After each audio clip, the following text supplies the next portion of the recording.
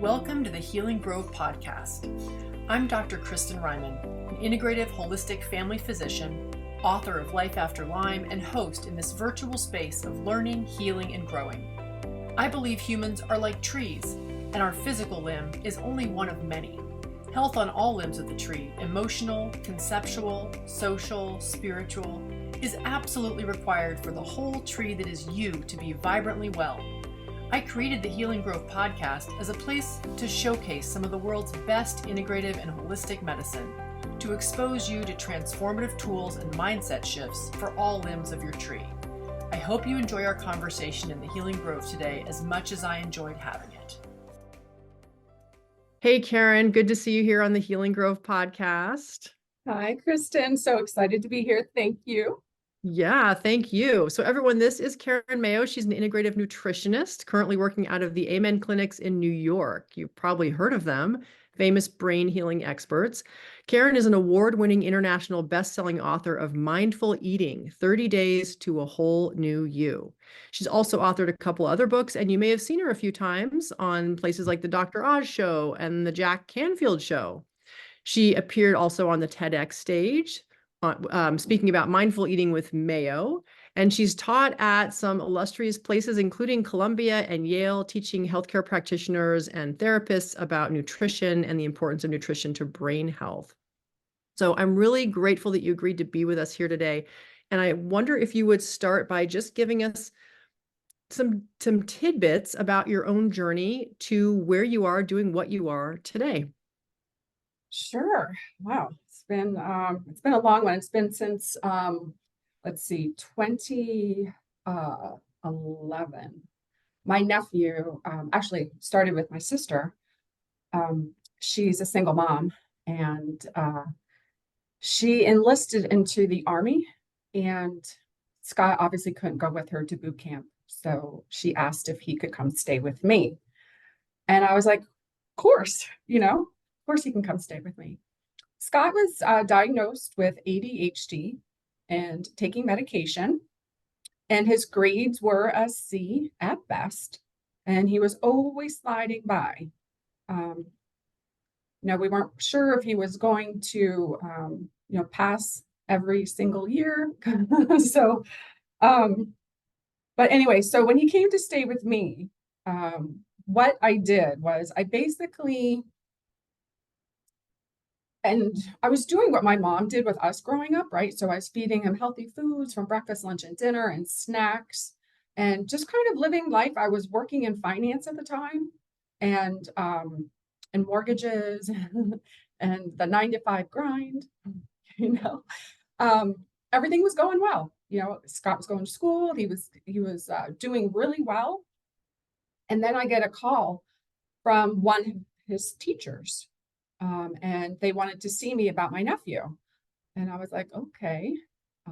At first I was like, Scott, what did you do? And he's like, the only thing that I did wrong was, or that I've been doing wrong, I've been getting, not really yelled at, but just written up for, was not showing his work in math. So, when you have that piece of paper, he wasn't showing his work. So he was getting in trouble for that. So I was like, okay, so that's kind of what I was thinking when I went into the meeting.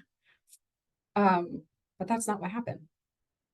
So the day of the meeting, I go to the principal's office, and there's the principal, the vice principal, Scott's teachers. And then when you're diagnosed with ADHD, you have a special set of teachers. And then there was 2 people from the school district. And I'm like, oh my God, I'm in big trouble. The teacher who called me, she was right on cue. She was like, Karen, don't worry. You're not in trouble. Just go ahead and have a seat. And I was like, oh my God, first time I get called to the principal's office and I'm not in trouble, right? So I sat there and I listened.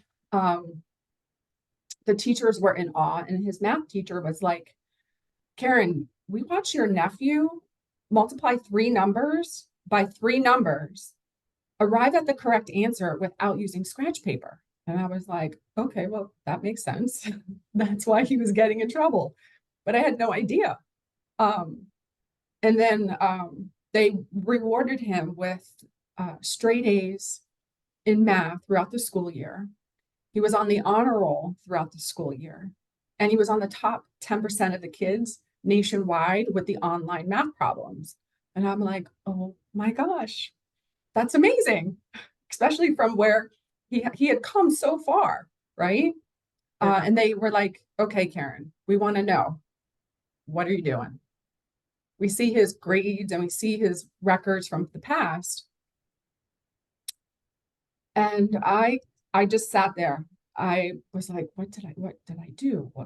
What did, like, it took me like seriously like 15 minutes to even just blurt out food. I mean, he's not, so what isn't he eating, right? So he's not eating the bag with all the food coloring and food flavors for his snack, the triangle one. He's not getting that. He's not getting fast food. And I'm like, oh my God, all these great things. He's eating healthy, right? So, yes, we are having pizza, but we're having a salad with it, right? So, yes, he's having breakfast, but he's also having fresh fruit. Yes, we're having a big dinner, but again, we're adding that salad in. And me being a science nerd, I love the whole food and body, synergy.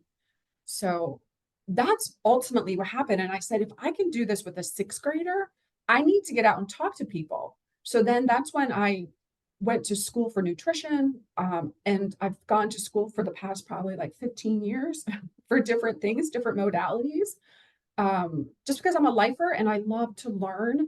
But being a sponge and just learning all about the body and the brain and how food and mood really are connected. Amazing. I love stories of like callings like that, where you're on a track, you think this is your life, and then something happens. At what point in this whole journey did you realize that, oh, I'm actually being called to step off the finance world track and get into the integrative nutrition world? Like, when was that moment? Do you remember? Um, Probably when I was writing my book. I had not I did it in 9 months, right? So you birth that baby, birth that book. And I was like, oh my God, this is a divine intervention, that this is what I'm supposed to be doing. And then just things like stepping stones just start, like opportunities just started happening and coming my way. And I'm like, oh my God, this is exactly, I'm going to get emotional, but this is exactly why, because you feel it down in your belly. Like you feel that not I guess you call it a fire, but you call it a drive, even that drive. And just because there's so much misinformation out there, right?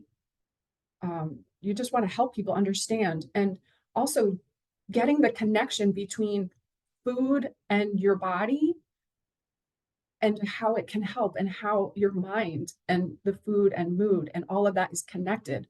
That's why, again, I'm such a science nerd and I love learning about all of this. So I'm so excited to talk about it.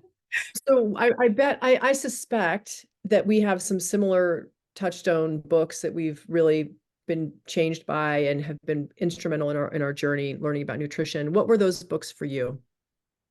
Oh, wow. So I've learned over probably like 200 different dietary theories, going to school, and just in my journey and learning. So I would say, well, I would think, oh gosh, that's such a great question because there's so many books.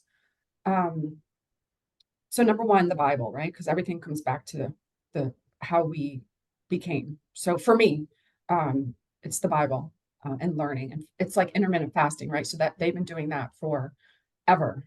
They did that back in, before Christ, that fasting.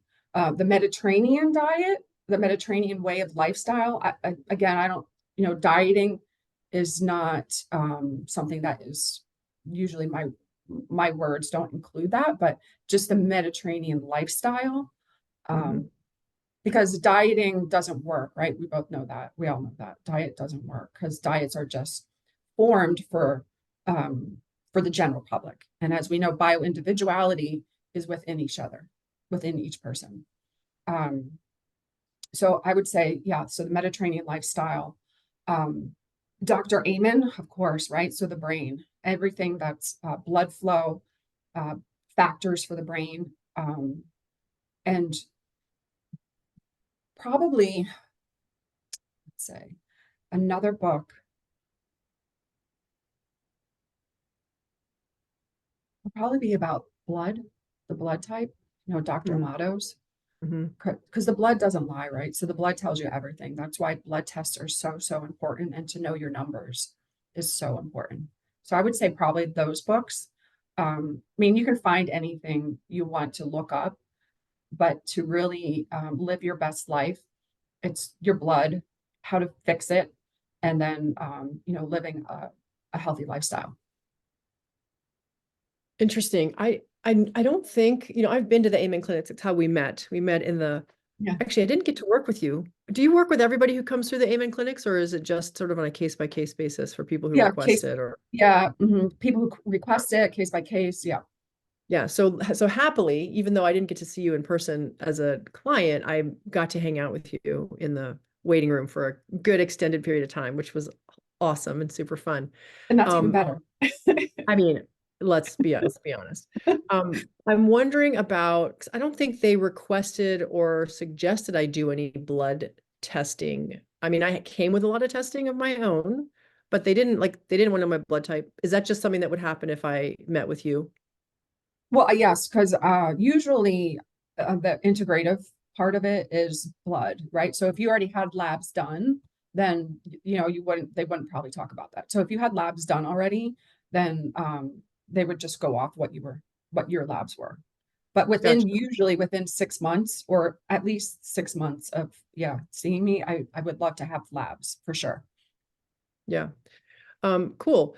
I want to go back to the first book you listed, which was the Bible, because, and I didn't think this conversation would go here, but I do have a number of Amish patients who I see who are very resistant to the idea of giving up wheat because of what they perceive to be kind of almost a commandment to eat wheat to nourish your body. I don't know what the verse is they always quote, but there's a verse in there somewhere. And they're pretty adamant about, no, this is something that God has created for us and we're supposed to eat it. Have you had clients who have this issue? Have you thought about this particular angle? Because I'd be really curious to hear your thoughts. Right. So wheat. Um, so a lot of wheat, unless you grow it uh, organically, right? Non-GMO. And if your body's able to tolerate it, right? So that what it comes back down to is the bio-individuality, right? So we just talked about that a little while ago. So if your body's able to handle wheat, um, okay, again, you just have, again, elimination and then put things back in to see how your body's reacting. And the reactions or the side effects or the things that you should look for is runny nose. If stomach, you're feeling bloated or there's gas, like a ton of gas. All of that is normal. Gas is normal, but if there's an excessive amount of gas, then there's something else going on. When it also comes to wheat, again, so that's sometimes can affect people's guts. So, you have leaky gut sometimes can happen. So if your body's not digesting food properly, again, it's listening to your body with as far as wheat goes. But adding in a salad or putting greens, will help with the breakdown of the wheat. So that's what I always recommend. Do you eat wheat yourself? I do. I pretty much eat everything except for liver, because I don't like it. Beef liver, I should say, because Mhm. I do like pate. But it's just something I had like growing up. So I grew up on a farm in Pennsylvania. I know you're in PA too. So growing up, it was one of the things that I had to eat, Mhm. or else I wasn't Mhm. able to get up from the table. So it's one of those things that I just don't eat because I have that choice that I don't have to eat it. Right. The residual liver trauma. Yes. Yeah. Awesome. Okay, so let's talk a little bit about some of the common things that really move the needle for people because, I think everybody, if they're really honest with themselves, would like to feel better than they feel. You know, let's Of be course. honest, most people are walking around feeling like crap and they're not I think some people suspect that the food they're eating is contributing to that. but it's a scary thing. I think it's a big obstacle in people's minds to change their diets. And you and I both work with a lot of people changing their diets and helping support them in that journey. What do you find to be sort of like some of the bigger obstacles that people have overcome, and what do you do or say or help people recognize that you really feel moves the needle for people? So diet sodas are is a big challenge for people. I Yeah. love that challenge, to let people know that so okay, here we go, getting into the science again, and I love this. So when you're eating when you're drinking diet soda, or you're eating some of these foods that are so-called healthy, but they also have alternative sweeteners in them. So the sugar is actually sitting in the back of your tongue, in your little villi. So when you're eating or drinking and you have these artificial sweeteners, you're constantly tasting it. So you're wanting more of it, right? So the sweetener settles at the back of the little villi. So every time you swallow, you're getting that dopamine hit, right? Or anytime you pop that M&M, or when you pop that candy in, you're still getting that dopamine hit. So that's why you can't eat just one, right? You got to eat more and more and more. And it's the same thing with diet soda. So you're constantly, unless you are brushing your tongue, you are scraping your tongue, you are constantly tasting the artificial sweetener. And unfortunately, until you switch that, or until you create a habit, a good one, a healthy one, of brushing your teeth or scraping your tongue with a tongue scraper, you're going to constantly have that. So what I like to do is have someone, if you're going to have a diet soda, make sure you have a toothbrush with you and toothpaste with you. So so my philosophy is it's not about dieting, it's about living, right? So we all have to live, and I get it. So when you're weaning yourself off of that diet soda or those foods, you need something to help you. So taking that toothbrush and toothpaste, yes, how about you do have, let's say you do have a sip, or you do have something, you eat something, and you're in that process of weaning yourself off. Yes, the toothbrush and toothpaste will help. So you're really describing kind of action steps for someone employing the harm reduction model, right? Yes, You're not like cutting off correct, the umbilical cord to the diet soda. You're saying as you're weaning off, you're doing less and less. Here are some tools to help you drink even less diet soda. correct. Yes. Yeah, and Great. it happens with everything too. It can happen with even like any kind of whatever you want to get rid of, right? So let's say it's chocolate, as long as it's not dark chocolate. Like dark chocolate is very, very healthy for us, right? And it's got magnesium, has all these other minerals and stuff in it, and it's really good for sleeping as long as you use that little square. Um, but if you're using crap chocolate, then you need to get rid of that crap chocolate, you know. So in other words, as someone is trying to get off chocolate or lessen chocolate, at least get the good stuff, right? Yes, And then you can work on lowering your intake if you need correct. to. Yeah. Yeah. Awesome. What about replacement? Do you work a lot with helping people replace things, like favorite recipes? Do you help them build those recipes in a different way with substitutions? What's been your experience with that? Yes, I do that almost every single day, right? So I have people would love to have like some of the protein bars out there are total crap. So I help them with the recipes to make them, like uh layer oops, making cherry bars, and you make like energy bites and stuff like that.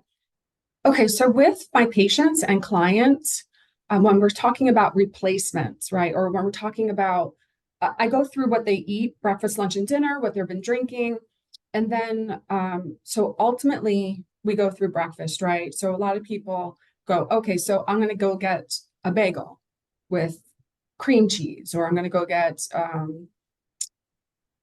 this huge sandwich, this huge breakfast sandwich. So instead of doing that, just know that your bagel is probably adding more calories and more fat, because number one, they're not as small as they used to be back in the day when they first came out, right? So they're That's for sure. huge.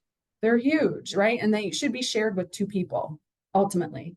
Um, and I would actually not recommend having a bagel only if you're sharing it with someone, maybe even on the weekends. So some people like to have it every day because they think it's filling them up.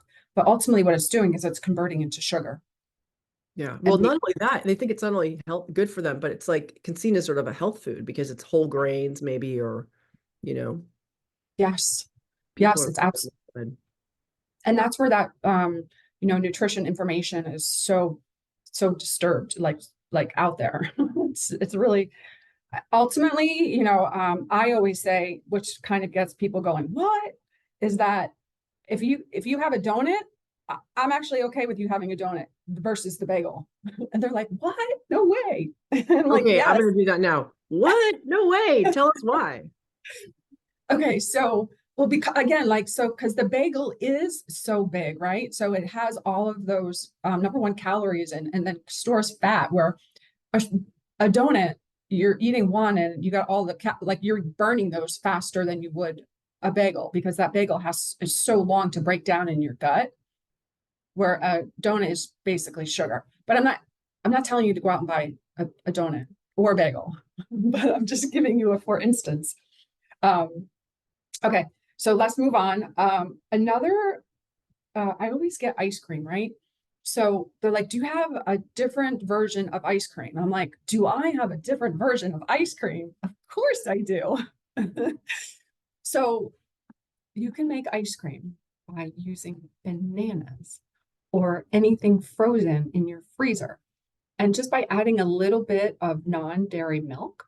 And then I have all of these different flavors that you can make just with the ice cream, just with the frozen bananas.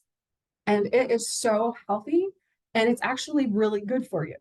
So I get that a lot because a lot of people still buy that crap ice cream. And really, for real, unless you're buying it from a creamery or a local farm, it's all crap. It's all crap. So it's not even ice cream, it's just chemicals, right? Yeah. Yeah. Awesome. Have you ever tried the I love to make cashew ice cream. So raw cashews, add some agave or some honey, and then ice, cinnamon. It's really nice. It's so delicious, right? So delicious. And then how about making like chocolate mousse from avocado? Avocados. Yes. You seriously, people don't, they're like, oh my God, I can't even believe that this is avocado because it's so yummy. Yeah. And the dates that you put in just make it nice and fluffy. So it looks like it has that mousse consistency. Okay, I'm gonna need your recipe because I don't use dates. What do you tell me the whole thing. So it's obviously avocado. Put a local maple syrup, just a little bit. You put some dates in. I'll send you the recipe so you can put it out there. Um, Dates and then your coconut milk. I use the canned milk, right? The canned coconut milk. And then obviously your cocoa, like your raw cacao, and throw it in the blender, zip it up. You're good to go. So good. So, as we discussed already, I thought I'd ordered your book when I met you in Amen Clinics. I didn't yet, but will I get some of these recipes in that book? Um, no, because at the second, like you're gonna have to follow me to get those recipes. Okay, But I there can are other go. ones in there. Like I have chocolate chia pudding in there. I call it chocolate heaven. Crispy cauliflower is Mm, really good. And then also just a bunch of protein bites or energy bites. Really, really good. yep. And It's amazing how real food, can be made to taste so good. I remember yes. as a kid, you were talking about your liver trauma, not wanting liver. I used to have to eat broccoli, and I now know why I hated the broccoli so. It was first of all steamed to the point of mush, and it was these large clumps. It was like a tree that I had to gnaw my way through, or tongue my way through because it was mush. But there was like no flavor, there was no texture, there was nothing interesting about it. There was no salt, no sea salt. So, now I've discovered with a lot of surface area and lightly caramelizing even some of it, and some sea salt and some coconut oil, like delicious, delicious Yes. broccoli is my best friend now. I had it for lunch. Yes. And it's so good for even roasting it, like roasting broccoli is so like I had the same experience. So like I don't eat that much broccoli right now, but I know that it's good for our lungs because it looks like our lungs, right? It looks like those little pupils of our lungs, and that's God made it that way. But I do love it like in a soup or in a stew or something like that. But again, same thing, like it was, my mom just did what she could, but it was good. And I mixed it with my mashed potatoes and all that other stuff, but I was able to get those down. But I love the stalks of the broccoli now. The hard part of the stalk. Yeah. Yeah. And you know what? One more other thing. So, the sprouts, like broccoli sprouts, like so amazing. Oh my God, so amazing. Those little microgreens and the sprouts are so amazing. Yeah. Are you growing your own microgreens yet? Because that's my next. Yeah. So there's a couple of different things. I'm growing my own microgreens, but also there's really great companies out there now. So that have really great microgreens and sprouts too. So your local farmer, right? So your local farmer is amazing with that. And I always recommend local farms in a heartbeat. Yeah. Yeah, me too. We have so much overlap, Karen. I love that. We're doing a lot of the same things. I love it too. Yeah. What do you what do you imagine is going to be the path back for people? You talked a lot about growing up and your mom and, eating the way you ate and then feeding your nephew that way and seeing his life change for the better. I think we used to know, like our grandmothers knew how to cook with whole real foods. I mean, that's what they had. Yeah. And they knew how to use healthy fats and they knew how to, a lot of them stored things and canned things and bought local. These are all basic sort of parts of the human curriculum that have gotten lost. Yeah. I get very sad about it sometimes. What do you imagine is the way back? Again, going back to basics, right? So that's what my master classes are going to be all about, is showing people how to plant. Like I plant my garden, rotate. I also do canning, I do jellies, just again, getting back to making everything from scratch. Like go and, get a CSA, find your local, first thing you should do is find a local farm and become best friends with people, excuse me, who work there, and sign up for a CSA. There are just so many great places out there, I shouldn't say unfortunately, but our farms are dwindling and across the United States of America. And that's what saddens me. It's awful. It's an awful thing to see happen. So even just purchasing, if you can, or just going in with someone and growing a garden, or take some classes, or again, follow me and work with me on, making these things happen. You can plant in buckets, you can plant in, all kinds of different containers, just to see how things grow. And again, that is getting back to where we were. Also, convenience, and then also big business has really put a kibosh on our health, number one, but also the way we eat. Yeah, I love how you said plant something in a bucket just to see how things grow. I really love that because I think a lot of people are afraid of gardening. They're afraid of planting, trying to plant their own food or grow their own food because it's number one, it's not that intuitive when you first start. And there are things you have to learn from the plants themselves. You have to start to understand your soil and plants and individual plants and how they grow and where they like to grow and how they do. And I love that experimentation kind of mindset, where you're just checking it out. Just put something in the ground and see what happens, I put things in Exactly. the ground for 3 years before I accepted that I needed to actually amend my soil because I was determined that things should just grow out of the ground if you put them in there. Well, if the ground is healthy, maybe. Exactly. You know what? I'm so excited you talked about that, because soil is so important. Like, take a class, go learn about soil. Like, that is ultimately where your food's going to grow from. So, a lot of these farms that have numbers associated with them are soils that and seeds that are genetically modified. So as you'll notice when you're driving by, or if you drive by a farm with these numbers associated with them, you'll see that the ground is always always dark, like brown. It's dried out. Like the bottom of the stalks and the bottom of the food, like where the food is growing, is all brown. So again, so learning the soil, learning how to turn it over, learning what to put in it, learning the bugs that you need to have. Yes, bugs are good, but like they also help with the soil, the turnover of the soil.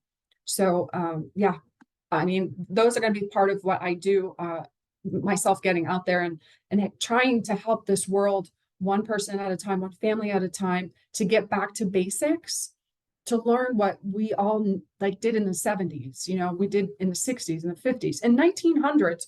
Rare heart disease was very, very rare. And now today it is like 1 in 2, 1 in 3, 1 in 4. You know, it's way overblown. Yeah. Yeah. Well, and the crazy part about it is it's so normalized, right? People are so used to that they're, I remember a normalization that happened for me growing up in the San Joaquin Valley. I grew up in Fresno, California, and we were in the middle of this big, valley where there was a lot of agriculture and a lot of pesticides and things being used in the 70s. And I had, I think four high school or elementary school to high school friends whose moms died of cancer, including my own, in her, when she was 42. Rare cancer. She was like one of the 13th case review ever written up with this kind of GI cancer. I found it when I was in medical school. Actually, I was researching. Wow. It's like, oh, that sounds like her. So it was just normalized. I got to college and I was telling people that no one there had lost a mom. And when I told people how strange that seemed to me and how I could list off all these girls I knew whose moms had died, they were like, that's not normal. Right. Except now it kind of is. It Right. kind of is. There's a lot of people who get cancer in their 30s and 40s, and that wasn't normal in the 70s, other Mm-mm. than in places where there were high toxic loads, Exactly. High toxic loads. And okay, so there's so many ways we can go right now. Um, so I lost my mom to cancer as well. She, back in the 70s, it was okay to smoke, right?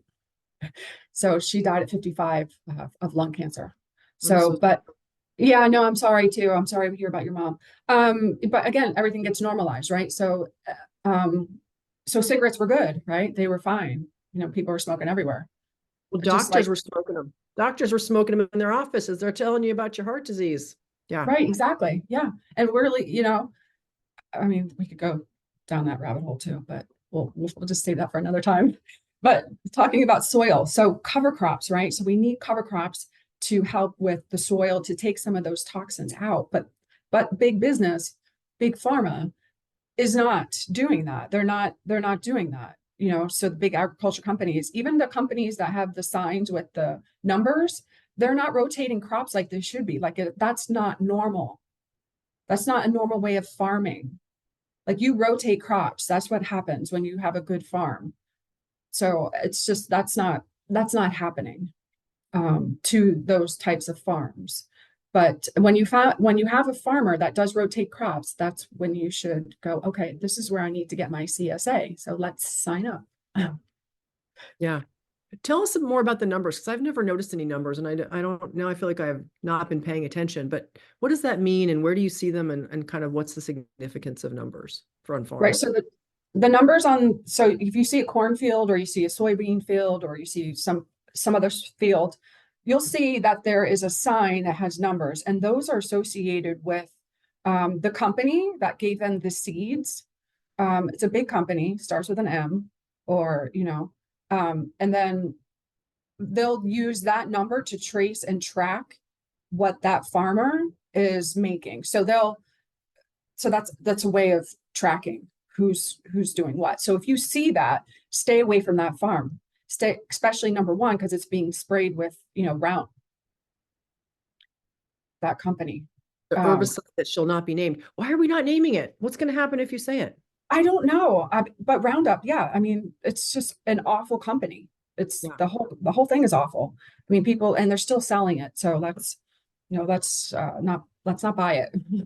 because it's definitely Well, I think it's a good, I interviewed Stephanie Seneff the MIT researcher who's gone deep down the rabbit hole on glyphosate, which is Roundup. And I've also interviewed Zen Honeycutt from Moms Across America, super, powerful grassroots organization trying to bring awareness and litigation and accountability basically to these big companies that are harming our health. But that was a while ago. It might be worth just mentioning again kind of what Roundup is and does and why we want to avoid it. Do you want to go there? Like, do you want to say some more? Sure. Yeah. It's glyphosate. Yeah, absolutely. It's a cancer carcinogen, and it says right on the packaging, will cause cancer.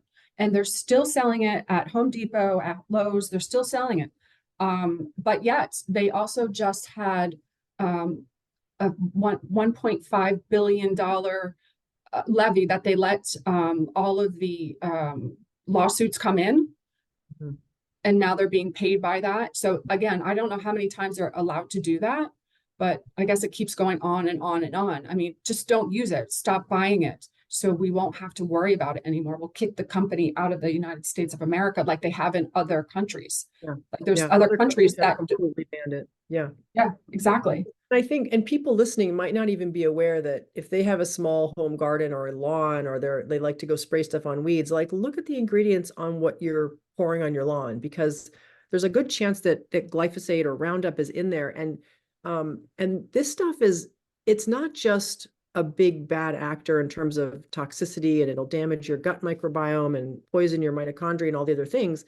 It's really hard to get out of the earth and the water supply. Like it's actually water soluble. So you might be putting it on your lawn or your field or your garden, and you're, watering your garden, and that goes into the groundwater, and then it gets reabsorbed back up, evaporates into the from the water Atmosphere. table up into the atmosphere, and then it rains down on everybody. So it's like you're actually poisoning your community. Yep. And that's a great point because you also look what your neighbor's using, right? So find out what they're using. But you can make pesticides naturally. There's a lot of things you can do to get rid of weeds, pull them. Weeds are natural. Mother Earth made them for a reason. Another point is, yes, not only is it killing people, but it's also killing our pets. Both of my cats, like when I was married, I didn't realize that my ex-husband was using, his gardener was using Roundup on our property. And then come to find out, yes, my cats then had lymphoma, and it was just a whole sad discovery. I'm so sorry. Yeah, it's and a lot, and again, that's another thing that I think has become normalized is our pets are as sick as we are. Yep. Mm. Dry food is not always the answer for our pets. No. Let's talk for a minute about brain health, nutrition. Yay. Both you and I are in the, healing the brain with foods as the foundation. I'd be curious to know what % of the results you see at Amen clinics you feel are related to people changing their diet. Okay, so that's a really great question. I would say like 80 to 83%. There are people that just don't want to change their diet though, and it's because they're not well, because they don't think they have to. They don't think that food is important. And it's really the nutritional deficiencies that are playing that part. So, right. So if you have a nutritional deficiency as a B, any B, B12, but any B, D, which a lot of people are deficient in D, and then you have the magnesium deficiency, which almost, I would say 55% of Americans are deficient in magnesium. It could actually even be higher than that. It might even be higher at this point, because the younger kids are now eating crap foods. So they're not getting all of the nutrition that they need. So it might even be higher for them. But yeah, that trifecta is really the deficiency for mental health, what you need to have for mental health. And we see a lot of that deficiency at the clinic. So what I'm hearing is, or I think I'm hearing is that it's a vicious cycle. People aren't eating well, they're not eating properly, they're not getting the right levels of nutrients and vitamins and minerals, and as a result, their brains aren't working as well Correct. as they should be, could be, and so they're not making good decisions. And it's a hard wheel to stop. Right. So, right. But knowing that's again where it comes back to that blood. So knowing what your blood and your lab numbers are is what's really super important, because whether it's supplements that you take, whether it's, food you're eating, or even if you're doing smoothies or juices, um, healthy juices, not crap juices, it's, that all can be tied in to making your brain work well, right? And then also your body and your mind work well. Yeah. Do you ever, do you ever struggle with this feeling of like, well, the person who's in charge of this decision, when they go home, they're going to make their decision. It's like an adult. We'll talk about an adult. They might be an adult, but their brain might not be functioning as an adult, a clear thinking adult would think. So how do you partner with people who are not seeing the value in nutrition and not really willing to kind of make the choice, and maybe not even capable of making those choices? What do you do in that case? I'm happy to talk about what I do, but I'm just wanting to hear some tools and tricks that I might be missing. Okay. Ultimately, it comes down to accountability. So the person has to want to be accountable to their own health, because it's your responsibility. It's your personal responsibility to take care of yourself. And if you, not saying but you as a practitioner, or you as a doctor, you as an adult, I mean, who are you taking care of ultimately? Are you taking care of children? Are you taking care of parents? Um, you have to really take that accountability into, you know, you really have to, it's almost like on the airplane, put your mask on first before you do somebody else's mask. It's Mm. almost like that. So if you're not being accountable to your own health, how can you be accountable to your child's health, to your parents' health, to your, I mean, but ultimately you have to you have to take the easy way, right? So what are the foods that you do like? What do you like? Let's try and make them healthier. Are you able to do, can you check in with me, right? Almost. So at that point, you have to hire. So you have to hire somebody to help you stay accountable. Yeah. Um, so Yeah. that's ultimately, and I work with moms all the time. We lay out a menu plan for the week. And believe me, I've gotten so many emails saying, working with you has been a joy. We're healthier now. We're much better. We have healthier, like it just takes 3 to 4 months of working with me. And you should be set. I mean, I've had people as long as 2 years, but 3 to 4 months. And if you're getting through that day, and especially the hardest months of the year, like November, December, January, if you can get through those months with me, yeah, I mean, you're pretty good. I mean, the next couple of months you should be all right. And then most of the time people come back to me anyway. So it's again hiring somebody to help you, like we all do, right? Yeah. We all do. So paying for accountability, or finding some way to build an accountability if you can't kind of whip it up for yourself. Or even joining a group, like even calling a friend, like a friend to help you, right? So team up together. Or I'm going to talk about my 10-day program, or my 10 free 30-day program coming up. But Yeah, talk about it right now. Let's hear about it. okay. Yeah, so it's like a step-by-step program that actually keeps you accountable. Ultimately, I've had people go through the beta and they're drinking more water. So, and that's really a big thing, because most people don't drink enough water. Oh. So yeah, so it's a daily protocol, right? And then there's all kinds of stuff happening. So there's a motivation, a meditation, a mindful element, a reality of life. And then it goes into breakfast, lunch, snack, dinner. And then there's a ton of content. There's a ton of content. It's fun. And you get to see a little bit about my life, because I take you through it daily. And it's good. It's fun. And again, it's free. It's one of those things that you get to like me, trust me, and then hopefully you'll hire me, because a lot of people don't know me yet, but they will. So I'm excited to announce that to you and your listeners. Yay. How do we get, we'll just, you'll give us a link to send people to the sign up sheet for that, or the sign up. Yes. Perfect. Yeah. Ultimately it's, mayolifestyle.com, but I'll send you the link. Perfect. Awesome. Mhm.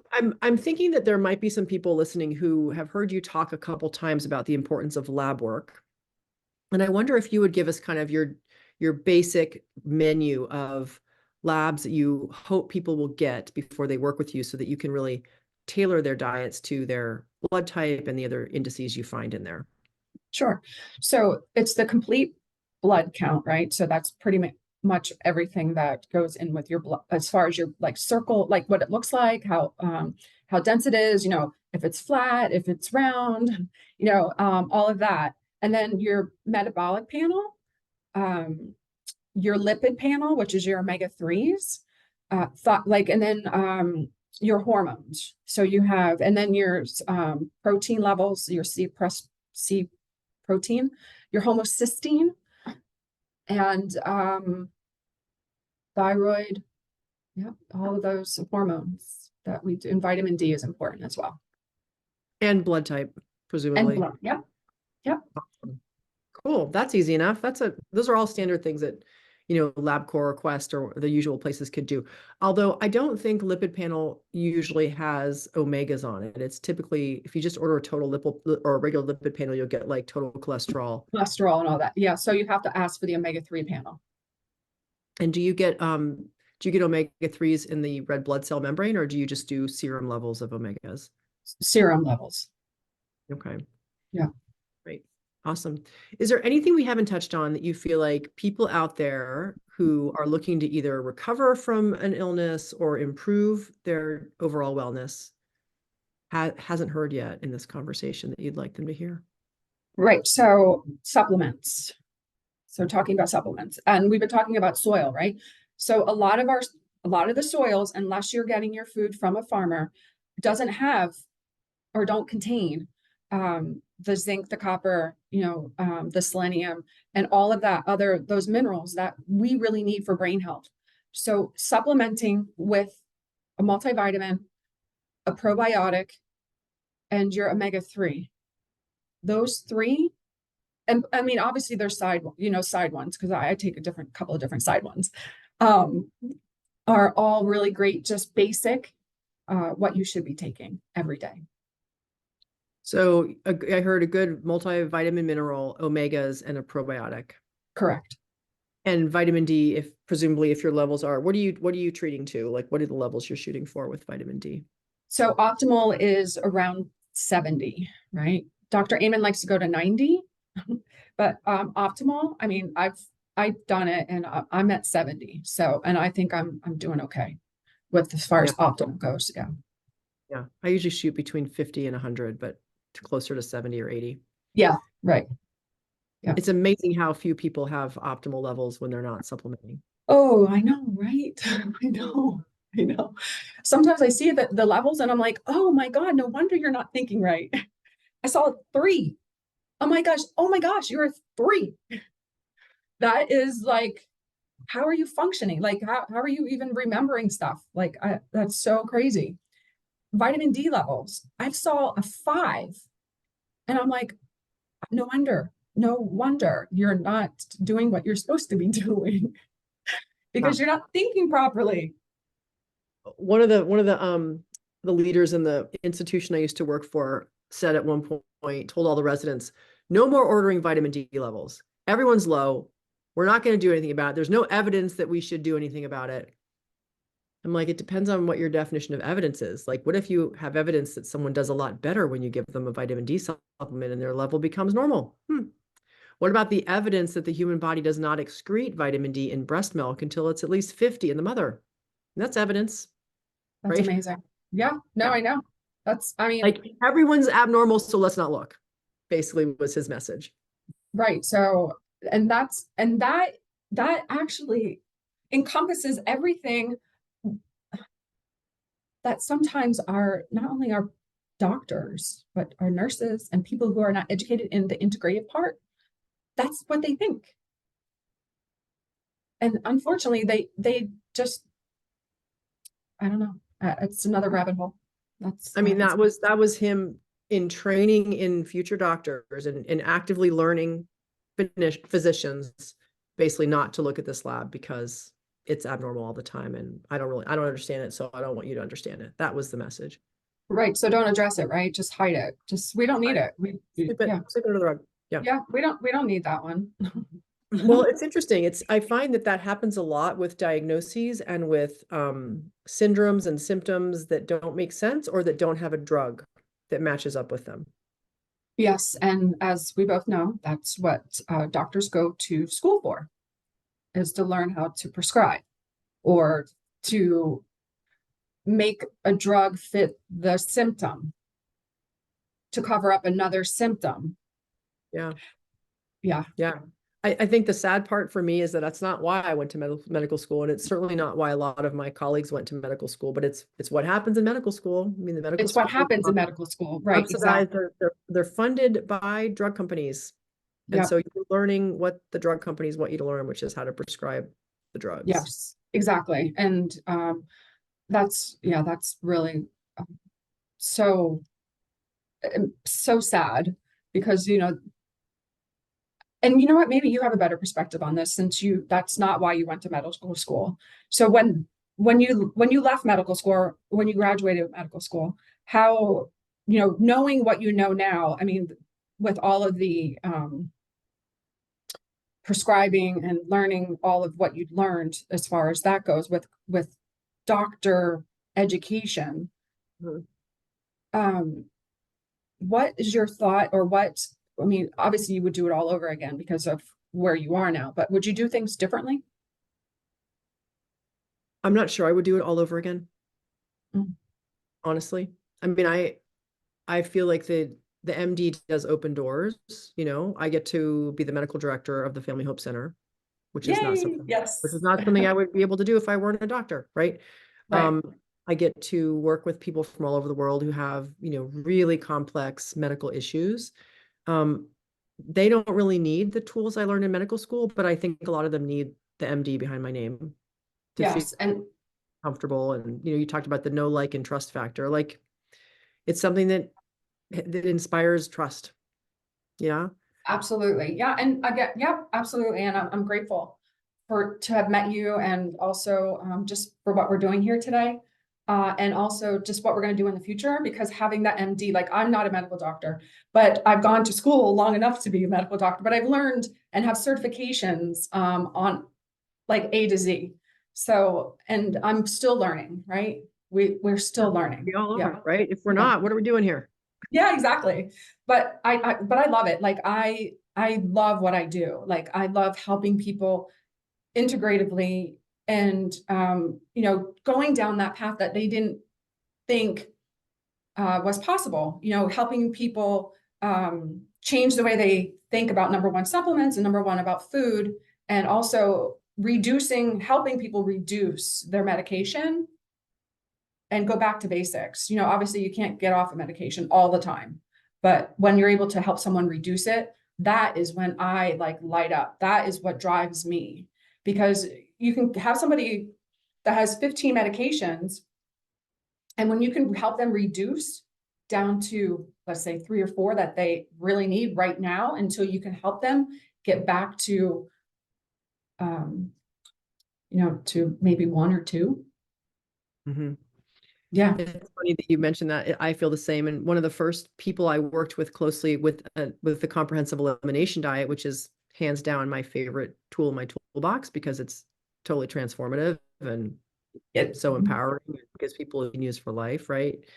But the first person I did that with, who had kind of come to me as a regular doctor, but she'd heard that maybe I knew something about nutrition and that maybe nutrition was impacting the fact that she had hypertension, high blood pressure for like 20 years.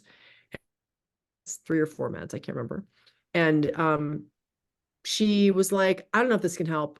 And I was like, I don't really know either, but let's try it. You came to me with that intention. I know some tools. Let's do it. So we did the comprehensive elimination diet. She was also super like data driven. She like took notes every day, and she brought her sheet of like what she was eating and what her blood pressures were and how many meds she was taking, which by the end of I think the first 2 weeks, she was off all her meds, all of her blood pressure meds, all of them. Love that.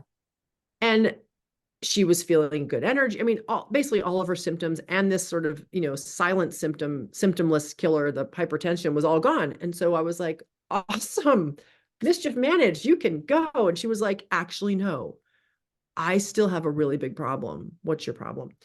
I'm really angry. Oh I'm no. really angry that my physician for 20 years just kept adding and adding and adding. And every single time I would go in, isn't there anything else I should do? No, you're doing everything right. Your blood pressure's fine. Well, because now you're on 2 meds, now you're on 3 meds. But she was like, I'm so pissed off that it was never a conversation about how do I reverse this. Right. So then we worked on the anger. But it was a pretty cool moment when she was like off all her meds and like ready to go on to the next project, which was okay. Life. Wow, I love those stories. Those stories like just light me up. I have several of those, and it's just so it's like that's is why I do this. And when you get the text messages or when you get the emails saying, I'm so happy that I'm back in my old jean sizes, I now I know what it is to eat mindfully, and I'm still eating what I love to eat as far as like snacks go. Like she'll make I have one client that loves to make chocolate cake and she makes it her way, but she was making a lot of it. And then, she was eating it as, so unfortunately, over the years, so I just gave her healthier versions of it. And she's like, oh my God, this is so great. This is amazing. So she went from a size 14 to a size 8. And I'm like, yay. And she's still enjoying her chocolate cake, but with Yes. modified ingredients. Yeah. I love Yes. it. Yeah. It's I so got that cool. story. And then, just blood pressure, same as you. It's just fun. And, I have, I helped a bunch of family members too. So that's been really, really interesting. Um, but we can talk about other, protocols, if you're interested next time about how to help people with, diabetes, which is everywhere, Which, they never said in medical school it's reversible. Like it Right. wasn't part of the paradigm. It wasn't part of the paradigm. Paradigm was, oh, early diabetes, it's going to move to diabetes. Oh, now you're fully diabetic. Now you're going to be on meds for the rest of your life. Oh, now your meds don't work anymore. We're going to put you on insulin. Like that was the progression. Yep. And that's still what they're learning. I Still what they're know. learning, despite the fact that you can completely cure diabetes, type 2 diabetes, Yes. and go away, poof, evaporate when you change the ratios of macros that you're putting in. Yes, absolutely. You don't even have to Yep. exercise to make it go away. You just need to change the ratios of the macros. And Mhm. yeah, I remember the moment I learned that. I was actually at a ketogenic conference in Banff like 10 years ago. And I was sitting at this, it was like a poster session, those research poster sessions. And it was these students and residents from, I don't know, somewhere in Canada. And they were presenting data on, like a small study, but like a really well-designed study looking at like 20 people with diabetes, hypertension, high cholesterol who were on metformin, and Mhm. which is, sort of the standard, the beginning thing that a lot of people get started on or did. And they put them all on a ketogenic diet. Yeah.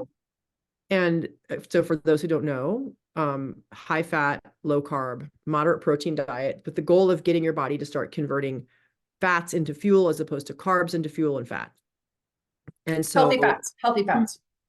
well, I mean, sadly, you can actually get into ketosis and lose diabetes on crap fats, but I don't recommend crap fats. Yeah. Yeah. No There's crap fats. not all keto diet is created equal, right? That's right. They're very different. So, and the ones we Yes. use obviously are whole, real beautiful foods. Yay. But this group of diabetics, not exercising, but just changing the ratio of the macros, just changing to a ketogenic diet. They all were in ketosis within 3 weeks, and meaning they were efficiently burning fats for fuel. They were no longer getting hungry and snacky and cravey and jonesing for carbs. And they Like our took body, that's how our body works, though. That's how our body works, exactly like that. yeah, and they took everyone's blood sugar, and their blood sugars were like 60 or 50, Yeah. which is considered low normal / abnormally low, which is considered if you are burning carbs for fuel, you're going to feel dizzy, you're going to feel lightheaded, your brain's going to get cloudy, you're going to pass out, maybe you're going to sweat, you're going to be hypoglycemic, you're going to have a low Yep. blood sugar episode. However, these people did not. They were like, "Oh, are you sure that's all the numbers on the card there? Because I feel great, you know." Nice. They're like, "No, it's your blood pressure's in the 60s." Then guess what they did? I can't believe they did this. I don't even know. This must have been done before there were IRBs, or maybe they're different in Canada. But then they gave them all metformin on the same diet with blood sugars in the 60s. Uh-oh. They gave these diabetics metformin. Guess what happened? Their blood sugars went further down to like the teens and the 20s, which I learned in medical school is not really compatible with consciousness Oh my God. or life for very long. And guess what they said? "Oh, really? That's my blood sugar? Because I feel great." Because they were effectively and efficiently burning fats for fuel, and their brain wasn't looking for sugar. Right. That Their dopamine. brain wasn't Yeah. requiring sugar. Right. So the blood sugar didn't actually matter. Wow. And my head went like this. I love that. That's amazing. They Amazing. they don't teach that in medical school No, or no. endocrinology fellowships. They teach doctors to fear the ketogenic diet because they see so many kids come in, with new type 1 diabetes, and they're crashing and they're in the ICU, and that diabetic ketoacidosis is not ketosis. Different things. Different. We actually recommend the keto diet a lot at the clinic, Amen clinics. How could you Just not? It's such a brain effective diet. It's such a brain optimizing diet, right, exactly. So, but also knowing that you have to have healthy fats, right? So you have to know how to eat them. So that's when I get a lot of those patients, helping people eat, switching, right? So knowing that no fried food, but using nuts and seeds, and making foods with nuts and seeds, using those healthy fats, avocado, coconut oil, and all of that, MCT Yeah. oil, Yeah. the medium chain triglyceride to help with our brains. Yeah. Yeah. I think the revolution's coming because there's so many people talking about keto now, and there's so many people talking about, homesteading and growing your own food. And I think the lights are turning on. I feel like a lot more people are kind of interested in this, because I think you get to a point where you just don't feel good and you need to do something. This seems Right. like Well, I think obvious. our generation, I think, because I know that, the couple generations before us, that was just pills, pills, pills, pills, pills. Let's go get a shot. Let's go get a pill. All of that, it was fixable, like they were going to fix it that way. With the knowledge that we have now, sharing that with our grandmothers and our parents. Yes. So I think with me being in this business for this long, I finally broke through. My parents and and a couple of the other family members. So they're like, oh, I guess Karen's, really got this. So, just showing that, because again, I'm a science nerd. So I just love showing people how, um, the, not only the evidence, but also just try it, see how it is, see how you feel, taste it, like take all your mindful senses and just be present, right? So stop going on that hamster wheel constantly like we have, um, and just be present. Yeah. Well, you're really talking about and getting at the kind of N of one experiment, where we're each our own best experimenter, right? And we're doing experiments on ourselves with every time you put food in your mouth, you're doing an experiment. The question is, are you paying attention to the data that rolls out, when Right. you have experience with that food or with that meal? And I think helping people really bring awareness to the idea of every bite is a choice, and you could actually learn from these experiments and make different choices if they're not working for you. Yeah, you know what? And also too, with the experiments, you also want to notice symptoms. So that's kind of what you have to like like cow's dairy. If you're noticing your nose running, right? That's probably an indicator that you're not actually taking milk or taking dairy or taking in that form of dairy, and you're not digesting it well, or you're having a symptom. Because as you notice, cows' noses, they run, right? So that's almost an indicator that dairy will give you that runny nose. It'll give you that mucus, that cough, it'll give you all kinds of things to let you know that, hey, your body, because your body's perfect, your body will tell you what's happening. Just you have to pay attention, right? So it's kind of exactly what you were saying. And then also with the gluten and with the wheat, if you have excessive gas or you're bloated or you have brain fog, that's an indicator that something is not right, that your body is telling you, even though you've been eating it for the past 50 years, 60 years, 70 years, and it's actually generational eating too, right? So we can get into all of that. The way people eat is generational, but you still probably never noticed these symptoms that your body's going, hey, something's not right, or you know what, I don't like this really. And those triggers that turn on and turn off will always be there. So it's just a matter of you noticing them. Yeah. Awesome. Well, I feel like I could chat with you forever, Karen. I know. I know. Really fun to put our nerdy nutrition brains together and see where things go. Is there anything we haven't touched on before we stop? I think we can always come back. We can always come back. And I definitely want to invite you into my Healing Grove community to meet the members and chit chat, because they would love that. So you're going to give us a link. We're going to send people to the mayolifestyle.com for your free series. Yes. And it's going to change lives. I'm so excited. I'm so excited. Thank you. Yeah. Thanks for being here. It's been great.